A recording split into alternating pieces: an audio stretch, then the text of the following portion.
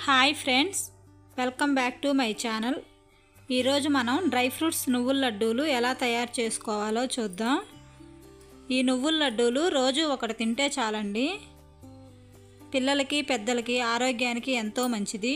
ఈ నువ్వుల లడ్డూలు తయారు చేసుకోవటానికి నేనైతే ఒక పావు కిలో నువ్వులు తీసుకున్నాను. పావు కిలో నువ్వులకి ఒక పావు కిలో బెల్లం, కొంచెం ఎండు కొబ్బరి. ఈ నువ్వుల లడ్డూలు తయారు చేసుకోవటానికి స్టవ్ వెలిగించి ఒక కడాయి పెట్టుకొని హీట్ అయిన తర్వాత నువ్వులు అందులో పోసుకోవాలి. మంటను మీడియం ఫ్లేమ్లో ఉంచుకొని ఇలా కలుపుతూ ఉండాలి. ఈ నువ్వుల్ని చిటపటలాడేంత వరకు వేయించుకోవాలి. నువ్వులు ఫ్రై అయిన తర్వాత స్టవ్ ఆఫ్ చేసి పక్కకు తీసుకొని ఒక ప్లేట్లో పోసుకొని చల్లారనివ్వాలి. ఇప్పుడు మనం బెల్లం తీసుకొని సన్న ముక్కలుగా కట్ చేసుకోవాలి. మొత్తం ఇలా కట్ చేసుకున్న తర్వాత ఒక కప్పు బెల్లం తురుమును తీసుకోవాలి. ఇప్పుడు ఆరిపోయిన నువ్వుల్ని ఒక మిక్సీ జార్లో వేసుకొని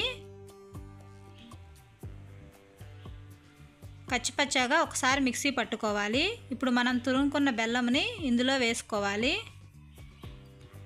ఈ మిశ్రమాన్ని అంతా బాగా ఒకసారి కలుపుకొని కొంచెం కొంచెంగా మిక్సీలో వేసుకోవాలి. ఇందులో మనం ముందుగా కట్ చేసి పెట్టుకున్న ఎండు కొబ్బరి, 2 ఇలాచీ యాడ్ చేసుకోవాలి. వీటన్నింటినీ మెత్తగా మిక్సీ పట్టుకోవాలి. ఇప్పుడు ఈ నువ్వుల పొడిలో యాడ్ చేసుకోవటానికి కొన్ని బాదం పప్పు, కొన్ని జీడిపప్పు తీసుకోవాలి. పొయ్యి మీద కడాయి పెట్టుకొని కొంచెం నెయ్యి వేసుకొని ఈ డ్రై ఫ్రూట్స్ని గోల్డెన్ బ్రౌన్ కలర్ వచ్చేలాగా ఫ్రై చేసుకోవాలి. వీటిని ఫ్రై చేసుకోకుండా డైరెక్ట్గా కూడా వేసుకోవచ్చు. ఇలా ఫ్రై చేయటం వల్ల డ్రై ఫ్రూట్స్ టేస్ట్ బాగుంటాయి.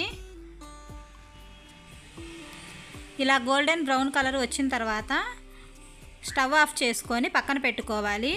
ఇప్పుడు మిక్సీ జార్లో కొంచెం నువ్వుల పొడి వేసుకొని ఆ నువ్వుల పొడిలో ఈ డ్రై ఫ్రూట్స్ వేసుకొని కచ్చాపచ్చాగా మిక్సీ పట్టుకోవాలి.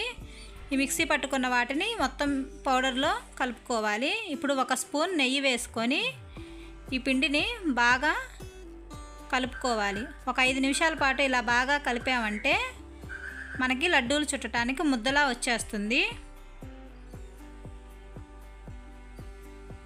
ఇలా చేత్తో లడ్డూలాగా చుట్టుకుంటే మనకి డ్రై ఫ్రూట్స్ నువ్వుల లడ్డు రెడీ అయిపోయింది. ఇలాగే మిగిలిన పొడి మొత్తాన్ని లడ్డూలాగా చుట్టుకోవాలి. రోజు ఒకటి తినటం వల్ల ఆరోగ్యానికి చాలా మంచిది. ఈ వీడియో మీకు నచ్చినట్లయితే తప్పకుండా సబ్స్క్రైబ్ చేయండి, లైక్ చేయండి, షేర్ చేయండి.